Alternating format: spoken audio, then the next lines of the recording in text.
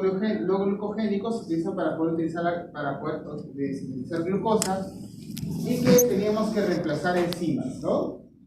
La exoquinasa, no podemos utilizar la exoquinasa ni la glucoquinasa para irnos a la inversa, por lo tanto necesitamos la glucosa 6-fosfatasa, ¿verdad?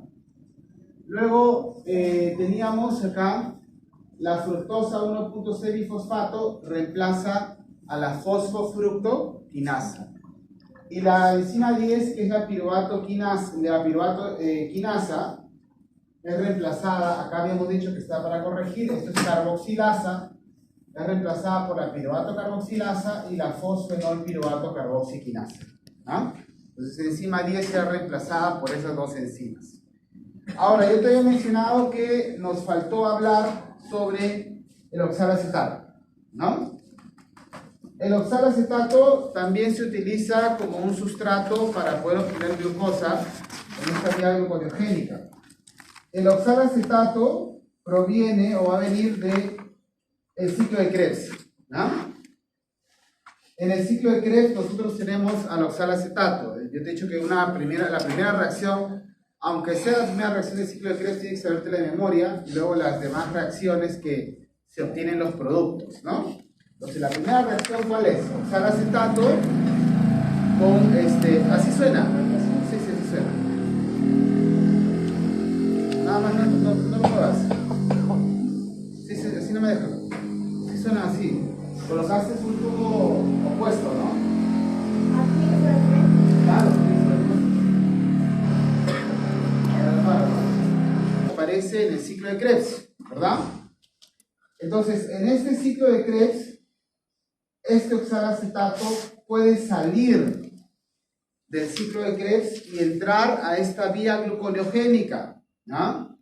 Presten atención, el oxalacetato puede salir y ir a la vía gluconeogénica. ¿Cómo? El oxalacetato se convierte en malato. Y recuerdas, como vimos el día martes, el malato sí tiene transportador en membrana. Sale de la mitocondria y se encuentra con fosfenol piruvato carboxiquinasa. Entonces, si yo inicio de oxalacetato, la gluconeogénesis, solamente voy a necesitar ¿qué enzimas? De las que reemplaza la fosfenol piruvato carboxiquinasa, la fructosa 1.6-bifosfatasa y arriba la glucosa 6-fosfatasa. O sea, solamente esas enzimas voy a requerir si inicio desde oxalacetato. Pero si inicio desde piruvato, necesito todo, ¿no? Necesito las 4 enzimas. Si necesito desde oxalacetato, solamente voy a requerir ¿a quién? Si necesito desde oxalacetato, solamente voy a requerir a la fosfenol piruvato carboxiquinasa, a la fructosa 1.6-bifosfatasa y a la glucosa 6-fosfatasa. ¿Ah? Entonces esa es la diferencia entre iniciar de piruvato versus iniciar de oxalacetato. Ahora, esto tienes que acordarte por qué. Porque más adelante vamos a hablar otra vía metabólica en la cual incluye esto. ¿Ah? Entonces, tenemos lo siguiente. ¿De dónde podemos obtener oxalacetato? Del ciclo de Krebs.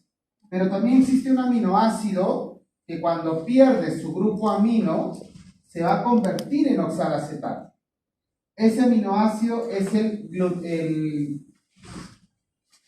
glutamato, ¿no? El aspartato. El aspartato, cuando pierde su grupo amino, se convierte en oxalacetato. Y de esa forma, este aminoácido más aspartato puede entrar al ciclo de Krebs y ese oxalacetato ir a la vía gluconeogénica. ¿No? Entonces, otra forma de obtener oxalacetato, ¿no? A partir de un aminoácido llamado aspartato, ¿no? El aspartato pierde su grupo amino, se convierte en oxalacetato y así puedo iniciar la gluconeogénesis a partir de oxalacetato. ¿Cómo se llama el aminoácido? Aspartato. Recuerda que piruvato se podía obtener a partir de qué aminoácido? ¿A partir de qué aminoácido podía obtener alanina? ¿Ah? Alanina. La alanina pierde su grupo amino y obtengo como resultado piruvato. ¿Ah? Alanina, ¿verdad? Alanina. Muy bien. Entonces, el último paso de la gluconeogénesis ocurre en el retículo endoplasmático liso del hígado, del hepatocito. Recuerda que la gluconeogénesis ocurre principalmente en el hígado. La gluconeogénesis va a ocurrir en dos órganos. ¿Ah? En el hígado, el 95%, incluso más, de la gluconeogénesis ocurre a nivel hepático. Y más del 5%, a lo mucho el 5%, o sea, un máximo del 5%, puede ocurrir a nivel renal. ¿Ah? Entonces, ahí es donde va a ocurrir la gluconeogénesis. Tengo dos sitios. Puede ocurrir a nivel de hepático, el 95% aproximadamente, y como un máximo del 5% a nivel renal. ¿Ah? No, ocurre en el parénquima, en tejido no de la nefrona. Muy bien. Entonces, tenemos lo siguiente. Ya nosotros sabemos dónde actúa la glucosa 6-fosfatasa, ¿no? Ya lo habíamos comentado en la clase pasada. Actúa en el retículo plasmático liso del hígado, ¿no? Y acá vemos, por ejemplo, cómo la glucosa puede salir del hígado hacia los capilares o hacia la sangre. Si estoy en el hígado, ¿qué transportador voy a utilizar? Los dos. Muy bien. Y por último, regulación de la gluconeogénesis, y con esto cerramos todo el metabolismo de carbohidratos. ¿Ah? Nosotros habíamos mencionado de que son 4 enzimas que vamos a utilizar para la gluconeogénesis. ¿Cuáles son esas 4 enzimas? La que reemplaza a la exogenasa o glucoquinasa, ¿cuál va a ser? La glucosa 6-fosfatasa, muy bien. La que reemplaza la fosfofructoquinasa, fructosa 1.6 bifosfatasa. Y la que reemplaza la piruvatoquinasa, son dos, ¿no? ¿Cuáles son esas dos? Piruvato carboxilasa y fosfoenol piruvato carboxiquinasa. ¿Ah? Son esas dos enzimas que reemplazan a la piruvatoquinasa. De esas enzimas, ¿cuáles son enzimas de regulación? Dos. La fructosa 1.6 bifosfatasa y la piruvato carboxilasa. ¿Ah? La fructosa 1.6 bifosfatasa es una enzima que tiene regulación por modificación covalente. ¿Cuál es la modificación covalente que estamos estudiando a cada momento? La fosforilación. ¿Ah? La fosforilación. Y esta fructosa 1.6 bifosfatasa se va a regular por fosforilación. ¿Cómo? Pregunta.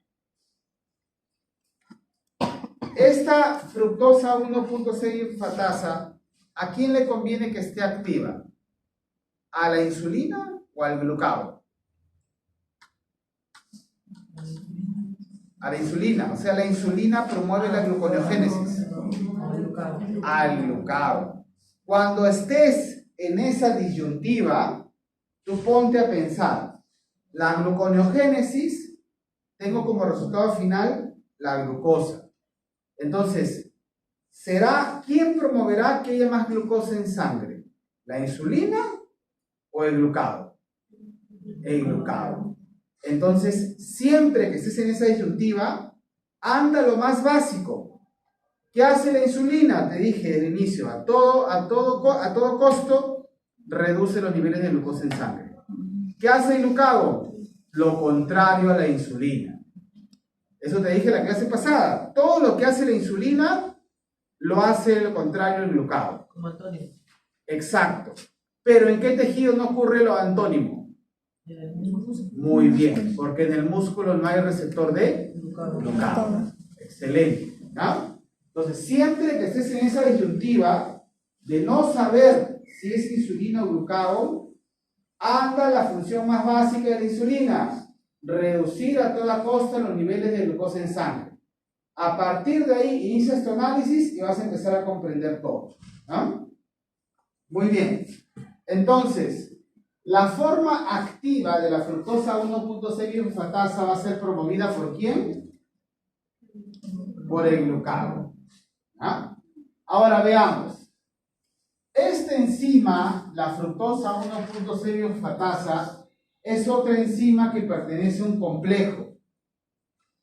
Pero el complejo, ¿con quién lo forma? Porque hemos dicho que el complejo es unión de proteínas distintas, ¿verdad? ¿Sí? Eso lo dijimos el primer día de clases. Entonces, mira, el complejo lo forma con la fosfofructoquinasa 2.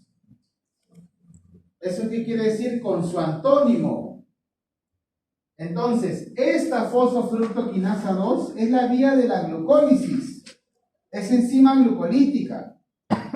Por un lado, por una cara de la moneda, tengo a la fosfofructoquinasa 2 y por la otra cara de la moneda tengo la fructosa bifosfatasa 2. ¿Ah? Entonces tengo en una moneda, por una cara hace glucólisis y por el otro lado hace gluconeogénesis. Así es esta enzima, esta proteína. Están unidas las dos enzimas, una que va para glucólisis y una que va para gluconeogénesis, están unidas juntas. ¿Ah? Ahora, eso es un complejo proteico, pero ¿cómo sé cuándo está activa una, cuándo está inactiva la otra? Cuando esta proteína no está fosforilada, es decir, está desfosforilada, la fosfofructoquinasa 2 está activa. Por lo tanto, ¿qué ruta se está dando? ¿La glucólisis o la gluconeogénesis? La glucólisis. La glucólisis. Entonces, cuando esta proteína, cuando este complejo proteico está desfosforilado, lo que se va a dar es la glucólisis. ¿No? Glucólisis. En cambio, cuando este complejo proteico está fosforilado, ¿no? ¿Qué es lo que va a ocurrir? La región activa va a ser de la fructosa bifosfatasa, ¿ya? Entonces, la fructosa 1.6 bifosfatasa va a estar activa cuando esta proteína, cuando este complejo proteico esté fosforilado. Por lo tanto, al agregarle un fósforo a este complejo proteico, ¿qué va a ocurrir? ¿La glucólisis o la gluconeogénesis? La gluconeogénesis. ¿Ah? La gluconeogénesis. La gluconeogénesis. Entonces, el glucagón promueve la fosforilación de esta enzima. ¿Para qué? Para que la fructosa 1.6 bifosfatasa esté activa. ¿Ah? ¿Quedó claro? ¿Sí? Ahora, el glucagón tú ya lo conoces. Su segundo mensajero, ¿quién es? El AMP cíclico, ¿no? Y el AMP cíclico activa ¿a quién? A la proteína quinasa A. Y esa proteína quinasa A es la que va a fosforilar a esta enzima. ¿Ah? Porque recuerda que el AMP cíclico activa la pKa, la proteína quinasa A, y esa proteína quinasa A fosforila a este complejo proteico para que esté activo ¿quién? La fructosa 1.6 bifosfatasa. ¿Ah? Y así lo vamos a ver. Muy bien. Ahora veamos la regulación de la piruvato carboxilasa. La piruvato carboxilasa, recuerda que es una enzima que se encuentra a nivel mitocondrial y su sustrato, ¿quién va a ser? El piruvato. ¿Está bien? El piruvato. Y si hablamos de que es una carboxilasa, las carboxilasas lo que hacen es se agregan carbono. Carboxilasa agrega carbono. ¿Ah? Carboxilasa agrega carbono. ¿Está bien? Entonces el piruvato, gracias a la piruvato carboxilasa, se va a convertir en oxalacetato. Y el oxalacetato entra en la gluconeogénesis tal como te lo he explicado hace un momento. ¿Ah? ¿Quién va a ser el regulador alostérico de la piruvato carboxilasa? El acetil-CoA.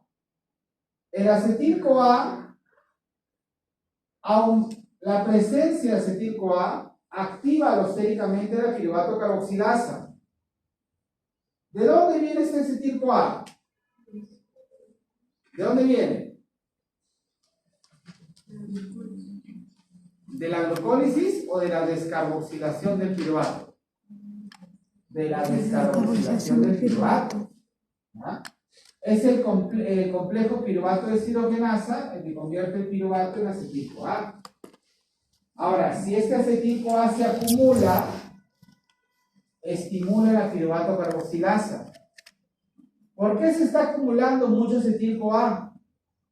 ¿Por qué creen que se está acumulando mucho acetil-CoA? Porque se está generando mucho piruvato. ¿Ya? Pues este acetil-CoA promueve la actividad de la piruvato carboxilasa. Es el activador alostérico. ¿No? ¿De dónde proviene ese acetil-CoA también? Viene de los ácidos grasos. De la oxidación de los ácidos grasos. Y eso lo vamos a ver más ya la próxima semana. Muy bien. Ahora pasamos a lípidos.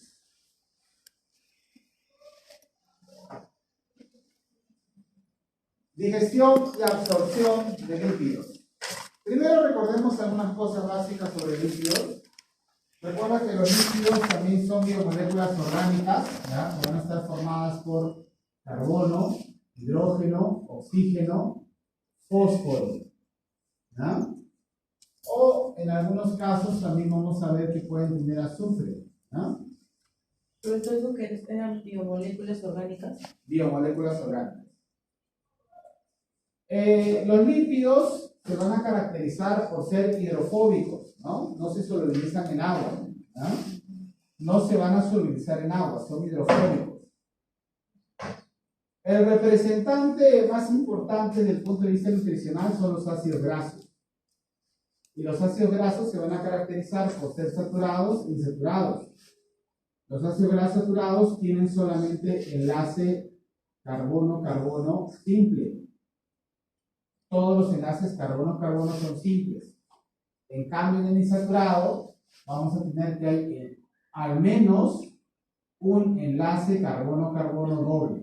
Al menos un enlace doble.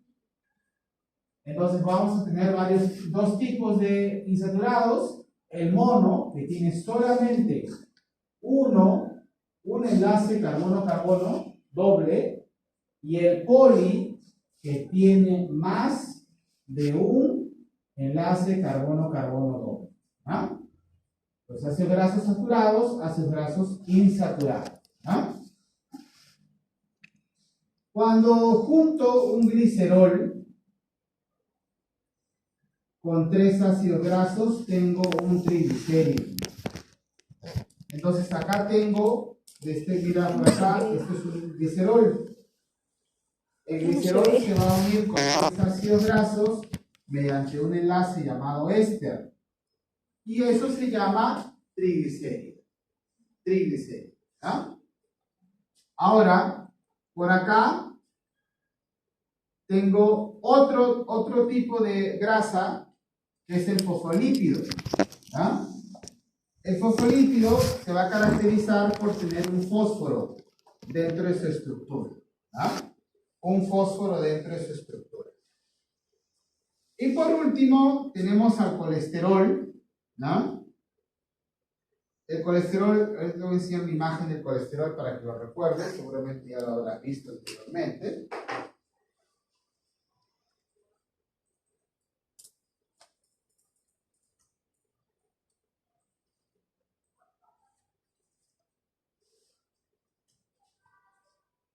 Esta es la molécula de colesterol. Este de acá. Esto que está acá se llama núcleo esteroideo. Núcleo esteroideo. O también se llama ciclo pentano perhidro fenantreno. Todo eso se llama colesterol. Todo eso se llama el núcleo esteroideo. Esto nada más. Esto es el núcleo esteroideo. ¿No? Ahora, el colesterol, una característica del triglicérido es que también se le conoce como grasa neutra. Grasa neutra, porque no tiene carga. ¿Ah? El fosfolípido se caracteriza por ser una molécula anfipática. Anfipática. ¿Por qué? Porque es una molécula anfipática porque tiene una región hidrofóbica y una región hidrofílica. La región hidrofílica está determinada por la unión del fósforo con una cabeza llamada polar. ¿Ah? Una cabeza polar. El fósforo es el que le da la región hidrofílica al fosfolípido. El colesterol también es anfipático.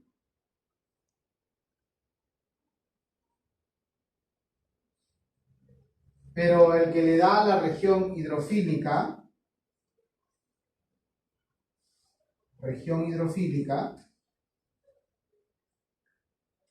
es el OH. Esta cándida. Este OH chiquitito que ves acá, le da esa región hidrofílica. Todo el resto es hidrofóbico. ¿Ah? Todo el resto es hidrofóbico. Y tenemos al colesterol esterificado.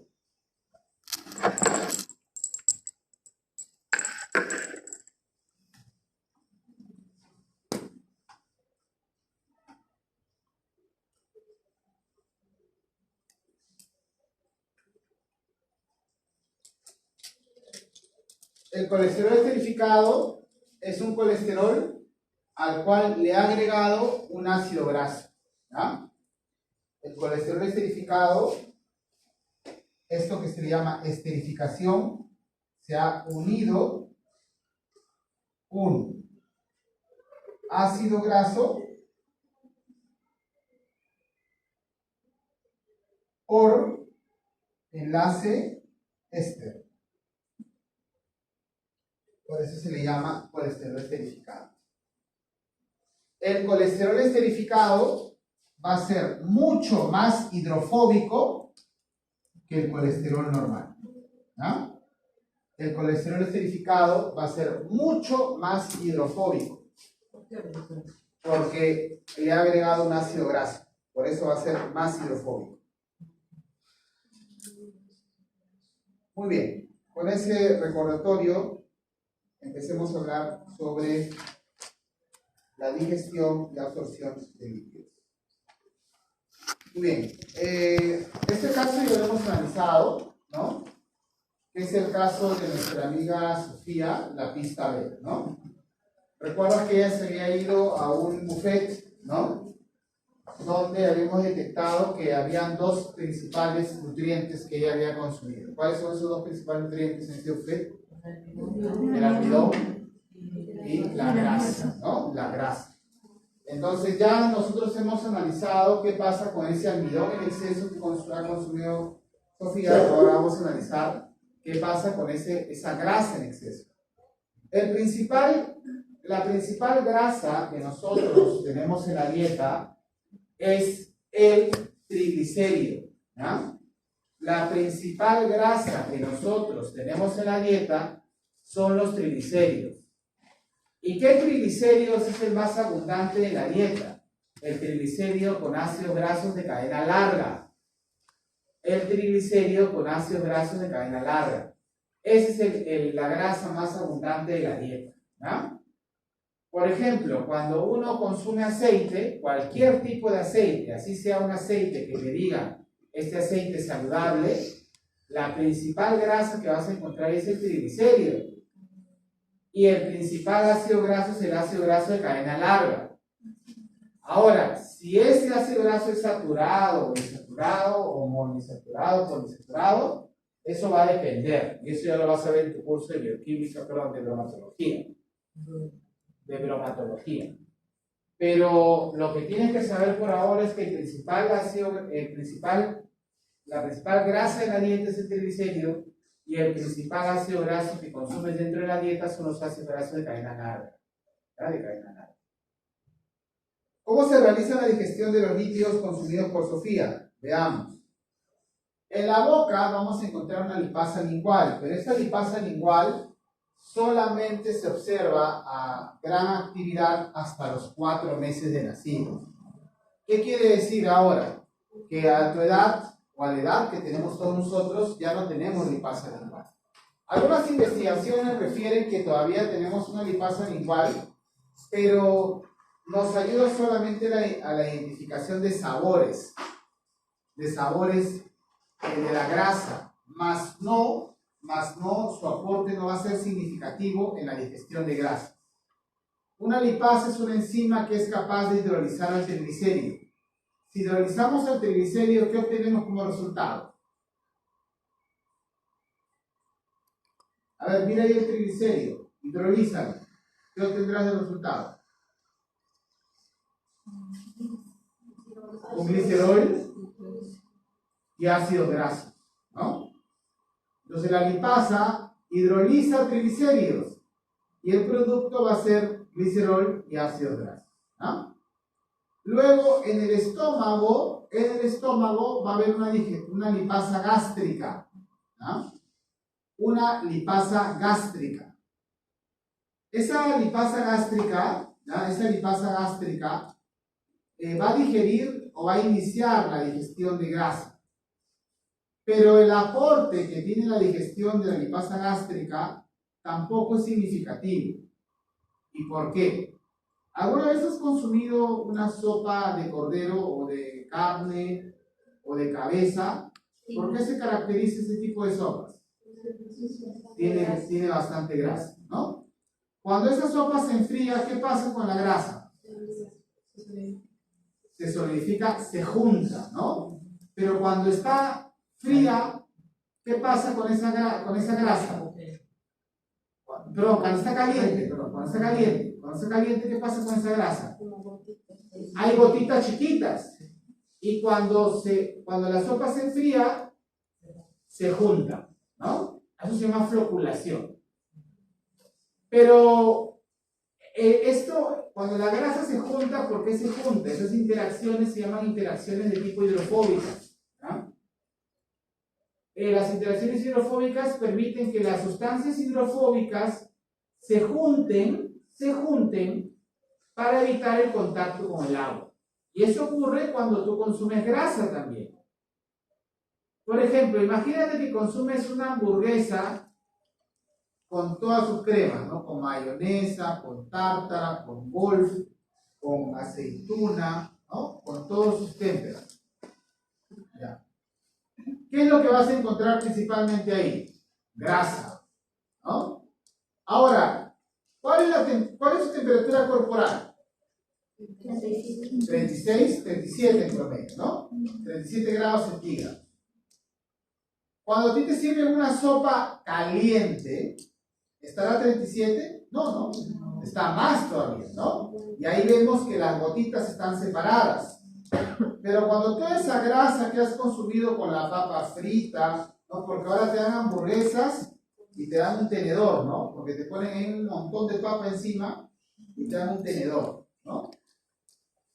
Incluso he visto hamburguesas hasta que le echan arroz a la hamburguesa, ¿no? Arroz.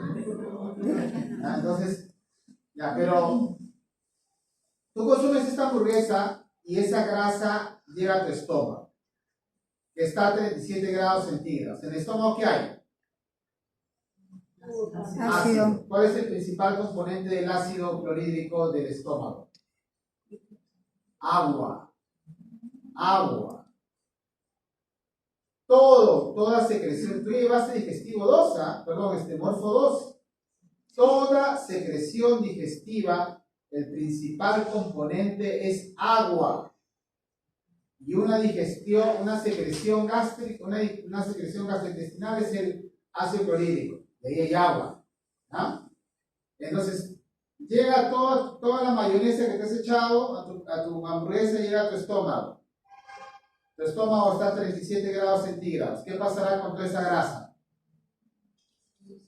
Se junta. ¿Ah? Se junta. Y en tu estómago, ¿no? Va a ocurrir esto. Toda esa grasa se ha juntado así. Ahí está toda la grasa de la mayonesa, de la salsa golf, de la aceituna, de la papa frita. Encima le dices, échale aceite, ¿no? ¿Ya? Todo, acá está. ¿Ya? Acá está. Muy bien. Entonces, ¿qué es lo que va a pasar? Viene la lipasa gástrica. Acá está, mira, la lipasa gástrica. Mira. Y se tiene que enfrentar a ese monstruo. Y solamente va a poder hidrolizar a lo que está afuerita nada más. ¿Sí? A lo que está afuerita. A lo que está adentro, tiene que esperar su turno. Porque la lipasa gástrica empieza a hidrolizar afuera, a los triglicéridos que están más externos.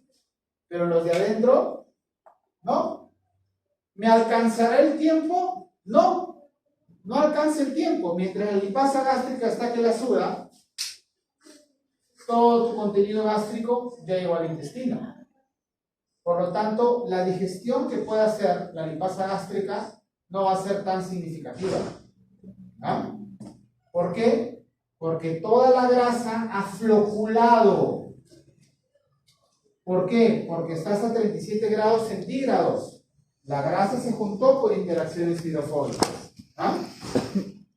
Entonces, ¿qué tendría que hacerle a este botón de grasa para poder facilitar la digestión? Partirlo. ¿Verdad? Si yo lo parto, ¿es más fácil que actúe una lipasa o no? Pero esa partición no ocurre a nivel del estómago. Ocurre a nivel del duodeno. ¿No? A nivel del duodeno.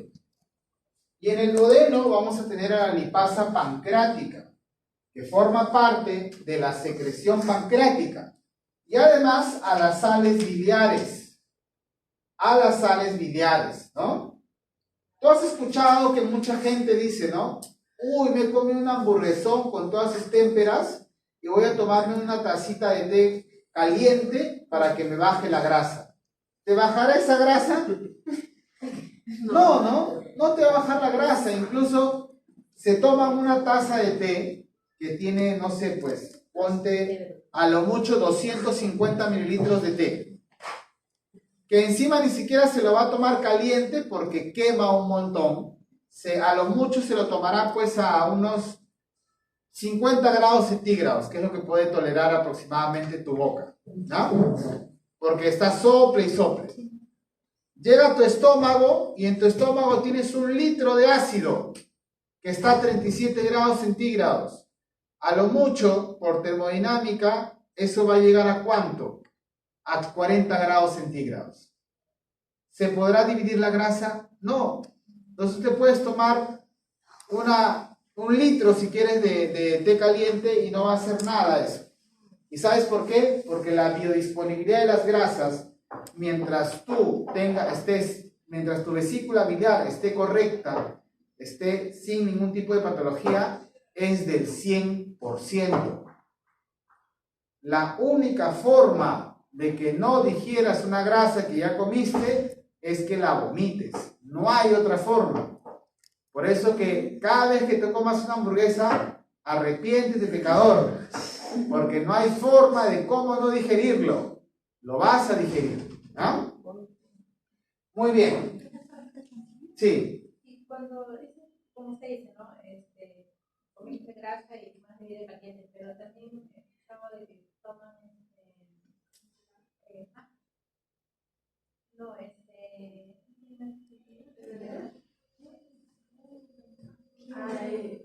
como el pisco, así para que Pisco, así, un poquito, dice, para que baje la grasa. No, Es mentira. no es mentira, no hace nada. Una vez que ya, es más, la única oportunidad de que tienes, por decirlo así, para vomitar esa grasa es cuando esté en el estómago. Porque cuando ya pasó el vaciamiento gástrico, tú ya viste eso en digestivo. Cuando está en el estómago, pasa al duodeno, ahí está, ¿qué válvula? La válvula pilórica. Y la válvula pilórica se abre para que pase el contenido y luego se cierra. Y ya no se abre. Entonces todo lo que llegó al intestino se va a digerir. No hay forma de cómo no lo puedas digerir. ¿Ah? Entonces, generalmente cuando uno vomita es un vómito común, ¿no? Es un vómito común, ¿por qué? Porque hay vómitos que pueden ser originados desde el duodeno, cuando hay úlceras, y eso ya lo vas a ver en tu curso de fisiopatología. Vomitas del estómago nada más, ¿no? Vomitas del estómago. Para vomitar el duodeno tienes que tener heridas en el duodeno, para que permita la apertura de la válvula ileocecal, de la válvula pilórica, y eso te genera un vómito que puede venir desde el duodeno. Pero lo normal es vomitar desde el estómago. Ahora, con eso no estoy promoviendo que vomites, pero es la única forma. Entonces, una persona que te diga, no, yo solamente me comí una hamburguesita y luego me tomé mi tacita de té para que me baje la grasa, eso no existe. Me tomé mi pisco, no existe, eso no existe. Lo que llega a tu intestino se va a digerir sí o sí. Y mientras tus sales biliares mientras tu vesícula biliar esté sana, la biodisponibilidad, eso quiere decir lo que vas a digerir y absorber de las grasas, es prácticamente el 100%. ¿Ah? La única forma que no lo hagas es que tu vesícula biliar esté con una patología, pero eso ya es patología, ¿no? Muy bien, entonces acá nosotros estamos hablando de un estado normal, ¿ah? Normal. Muy bien. Entonces el jugo pancreático y las sales biliares son las que van a permitir la digestión total de las grasas. La lipasa pancreática, la lipasa gástrica va a actuar a un pH ácido o básico. Ácido, muy bien. Mientras que la lipasa pancreática actúa a un pH básico. Ambas lipasas lo que hacen es cortar los enlaces éster que permiten unir, ¿ya? Que permiten unir los ácidos grasos. Pero hay un detalle, las lipasas humanas solamente cortan en 1 y en 3. En la posición 1 y en la posición 3. Es por eso que el resultado de la digestión, ¿qué voy a tener yo? 1 y 2 ácidos grasos que corté de la posición 1 y de la posición 3, ¿está bien? Y luego el glicerol, pero que tiene unido un ácido graso todavía. ¿Esto cómo se llama? Monoglicérido. ¿No? Monoglicérido. Eso pasa con las lipasas humanas, ¿no? Las lipasas bacterianas no ocurre eso, ¿no? Las lipasas humanas sí. Muy bien, entonces veamos. Recuerda que tenemos a nivel del estómago, ¿cuánto de la grasa se puede digerir? Entre 10 a 30%. Y el resto, ¿dónde se va a digerir la digestión? A nivel del duodeno. Porque a nivel del duodeno vamos a tener las sales biliares que permiten la emulsificación de las grasas. ¿Qué es la emulsificación de las grasas? Es lo siguiente, mira. Esta gota enorme de grasa, ¿dónde está? En el estómago, muy bien, en el estómago. Ahora, en el estómago, para que llegue al intestino, ¿qué tiene que ocurrir? ¿Cómo se llama ese proceso? Bolo, no. Kilo. Kilo, se llama kilo el proceso. ¿Qué proceso? Vaciamiento gástrico. Vaciamiento gástrico. Ojo, ya llevaste digestivo, ¿ah? Te va a chocar fisiopatología, ¿ah? Vaciamiento gástrico. Muy bien, entonces tenemos acá, por vaciamiento gástrico llega hacia el nivel duodenal. Cuando el contenido gástrico llega a nivel de duodeno, se van a liberar a nivel de duodeno dos enzimas. Profesor, o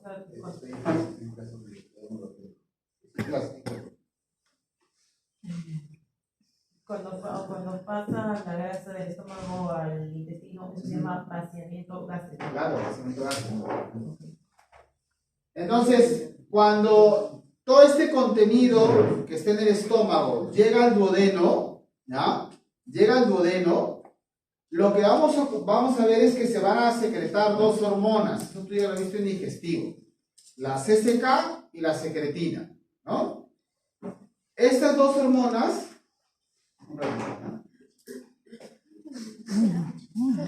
Vaciamiento gástrico no es todo. La grasa nada más. No creo que todo. El vaciamiento gástrico me suena vaciado.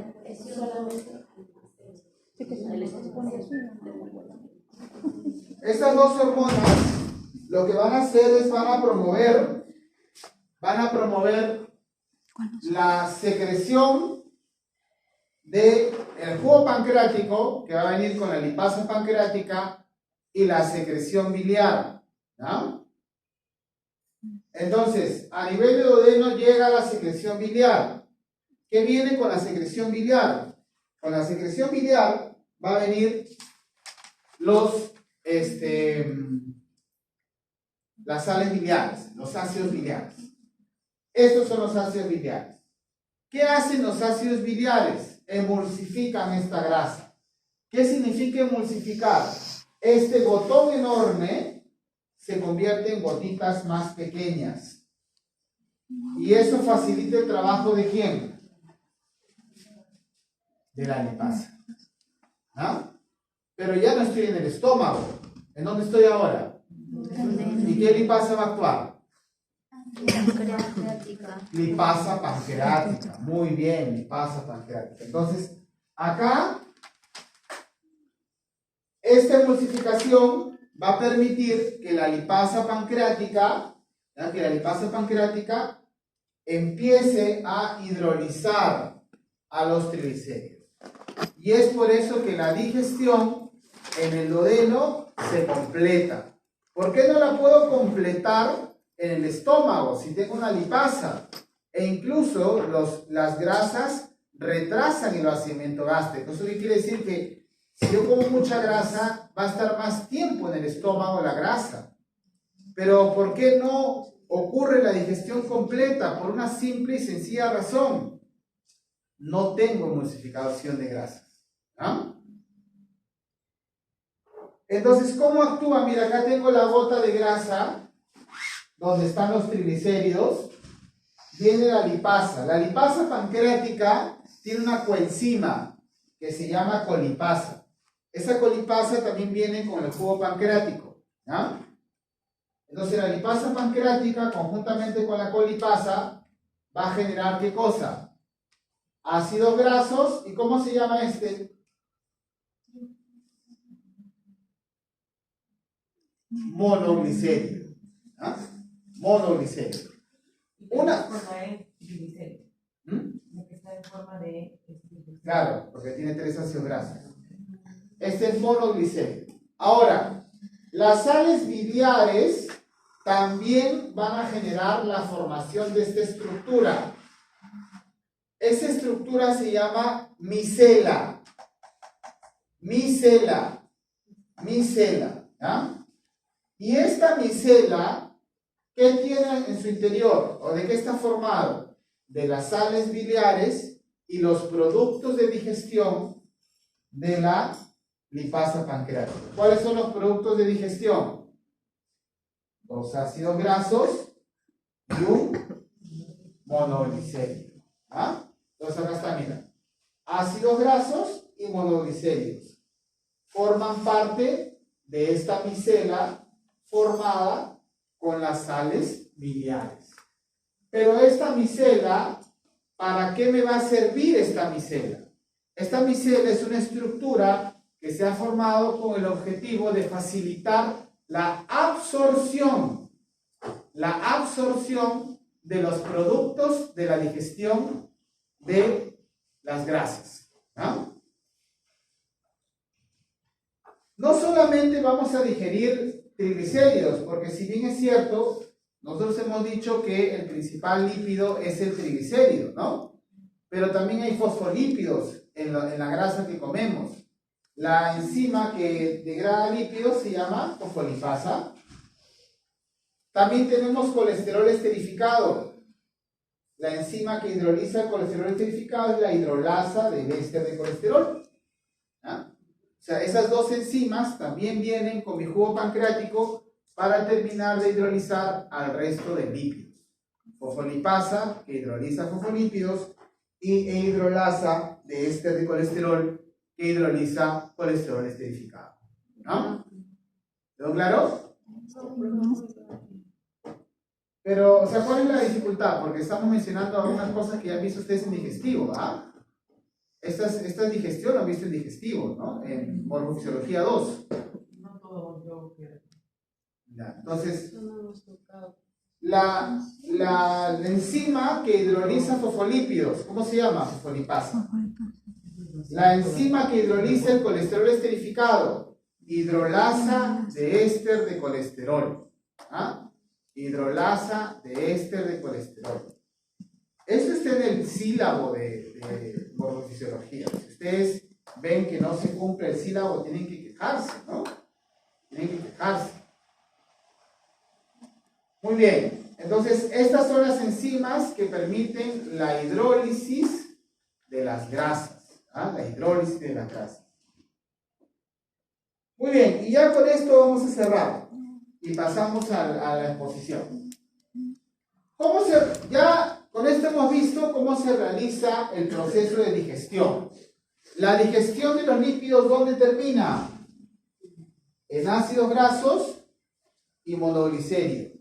Pero están empaquetados ¿en qué estructura? En la micela. Y en la micela vamos a tener a los ácidos grasos con el monoglicérido, además de ¿quién? De los ácidos biliares, muy bien, o las sales biliares. Entonces, ahora vamos a ver cómo se realiza la absorción de los lípidos que son consumidos por Sofía. Entonces, el ingreso de las grasas va a ser a partir del tracto digestivo, ¿no? Vamos a empezar a degradar a nivel de estómago, parcialmente, y el otro porcentaje que me queda va a darse a nivel intestinal, a nivel duodenal, y la absorción se va a dar a nivel intestinal. ¿Cuándo termina la absorción? Eso ya lo hemos explicado. ¿Cuándo termina la absorción de un nutriente?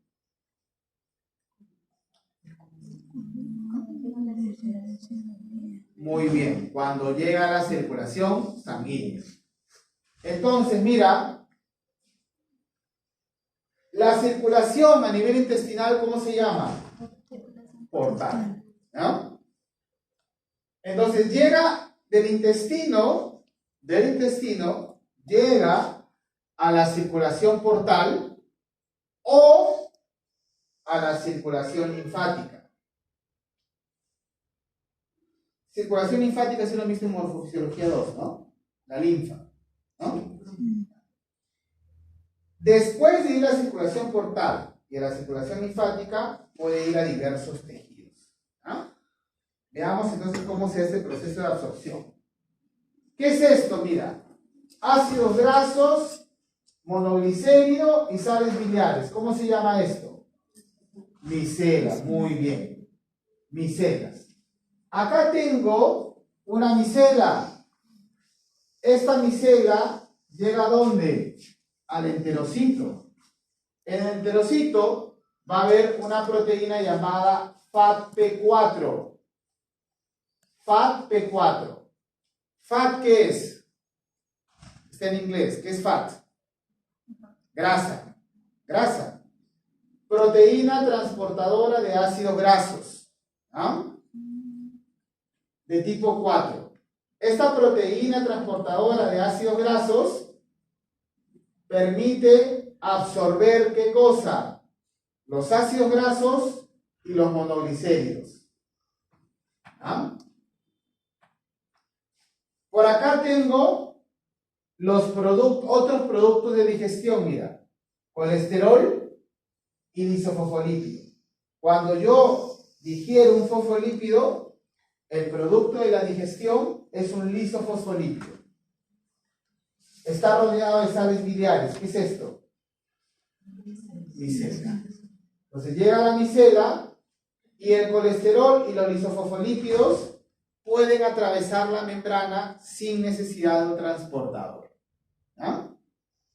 Otro transportador también que se encuentra, que está haciéndose muy popular actualmente en el enterocito, que transporta ácidos grasos, se llama CD36. ¿Ah? CD36. Además del FATP4, tenemos el CD36, otro transportador de ácidos grasos para la absorción. Ahora, mira, llega la grasa,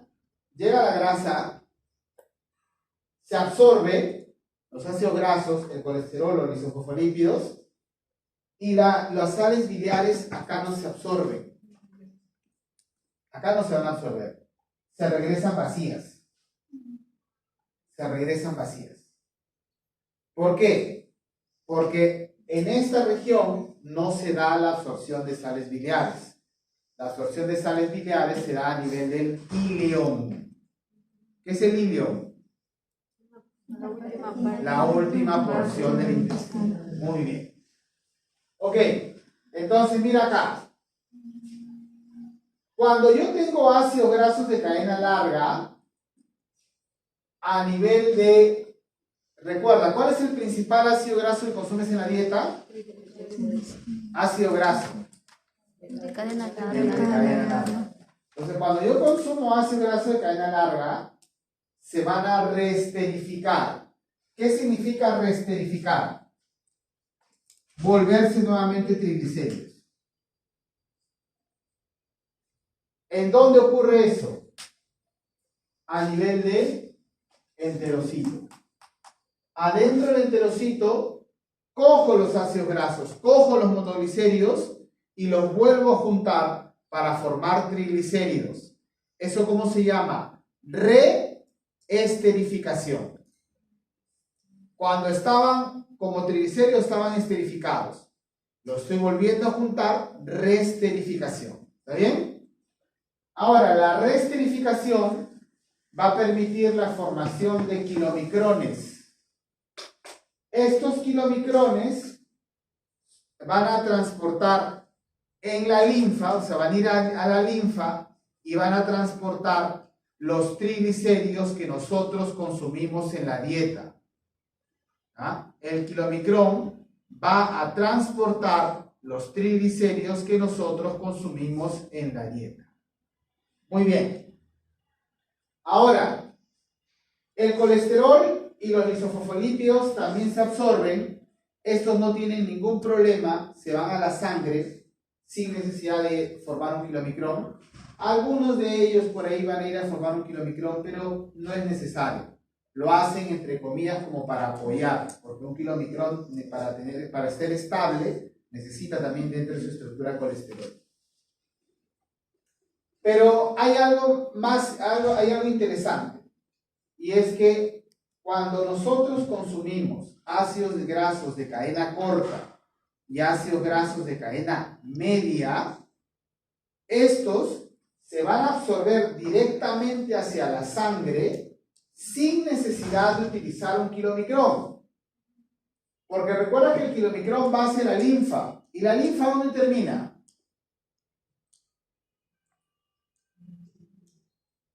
Tú me has dicho que has visto linfa en morfofisiología 2. ¿Dónde termina la linfa? ¿La linfa en circulación abierta o cerrada? Cerrada. Abierta. La linfa o los vasos linfáticos terminan a nivel de las venas. ¿Ah? En las venas, en el tronco yugular, por ejemplo. ¿Ah? Ahí termina la linfa. O sea, pasa del quilomicrón maduro, quilomicrón inmaduro a la linfa y luego va a la circulación sanguínea. O sea, antes de ir a la circulación sanguínea tiene que pasar por la linfa.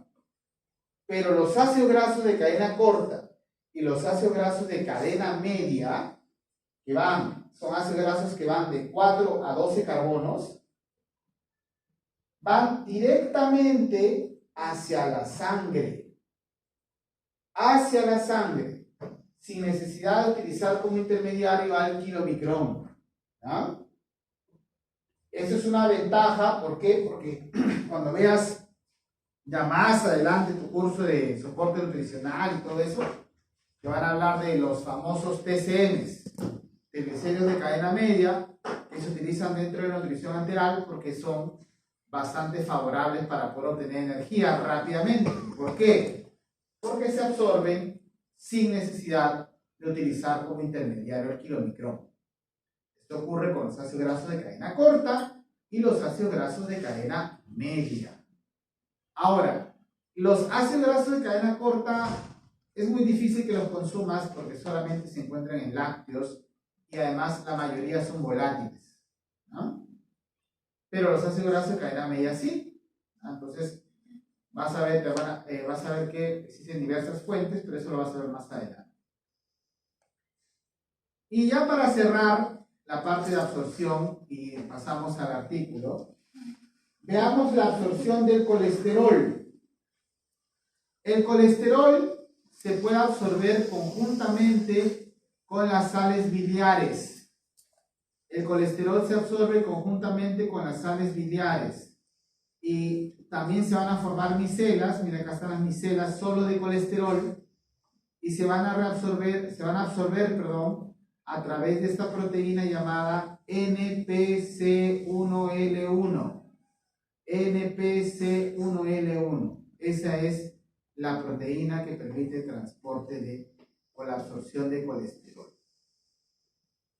Dentro del enterocito, este colesterol se esterifica. ¿Qué significa que sea esterificado?